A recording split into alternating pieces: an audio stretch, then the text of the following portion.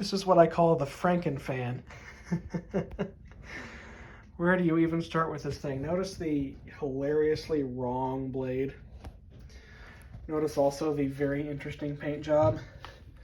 Stop sign red blades. OSHA tape yellow cage. And the rest of it's a dark, almost burgundy color. It looks brown on video, but if you get it up into sunlight, it actually has kind of a reddish hue to it.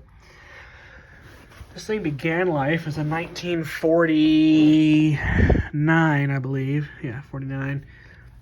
Emerson model 79648 APG. I'm not sure what the G denotes. Although somebody did tell me that that would explain why it has a weird blade set fitted to it, or why somebody was able to do that. This is one of a few fans that I bought from an older man. He had 4 of them for sale. This was obviously the only one he restored. The others are not currently running, but I'll video them as I get them going.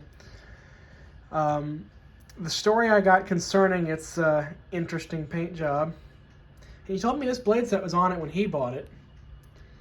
But he told me his grandson decided, well, maybe we ought to paint the blades this color and the grill that color, and, And so he said, well, all right, and so this is what we got. When I got this thing, it did not want to run. The bearings were almost locked up completely solid. Took a lot of zoom spout to get it freed up, but it works now. So go ahead and start up on low speed. There's not a whole lot of separation between the speeds, I've noticed. But that's all right for me.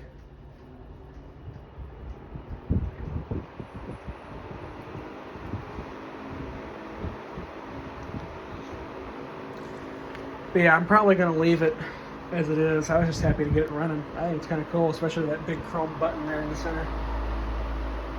So I'm probably going to leave well enough alone.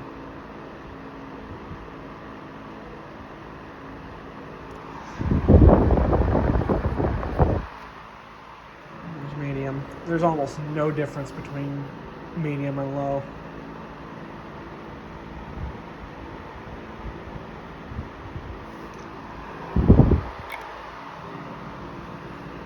A little bit of a jump to high, but not much of one.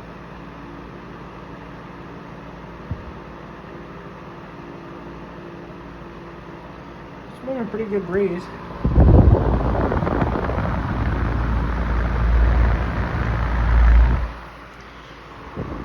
Spin down is rather impressively long, especially considering that not more than a half hour ago it wouldn't even start on high speed under its own power. I do appreciate that they at least had the decency to not paint over the badge. They painted the rest of the cage, but they did not paint the badge. I appreciate that.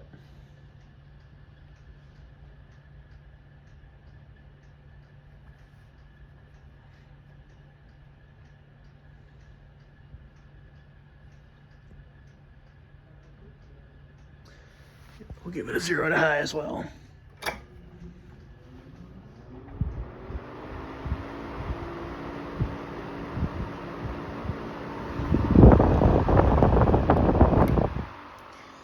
So that's one of my other vintage fans that has not been seen yet. There's a couple, I think I mentioned, there's the older man I bought this from had 3 other fans.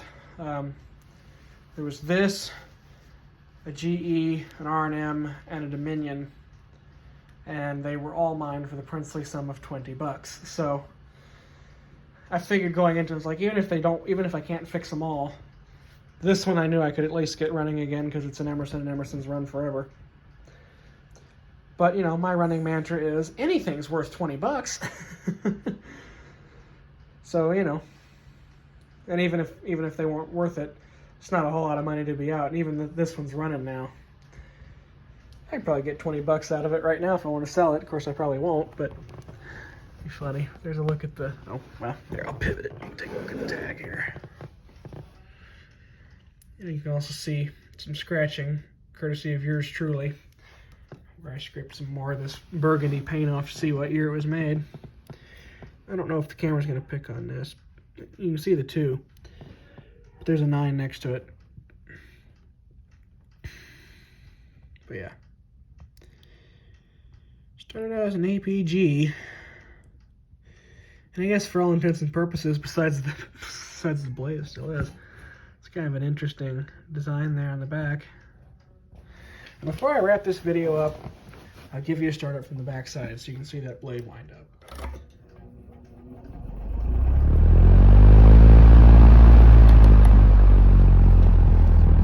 It's quite the thing. I really wonder what this blade set might have come from. But there you go, the Frankenfan. I'll just end this video whenever it stops, but there you go.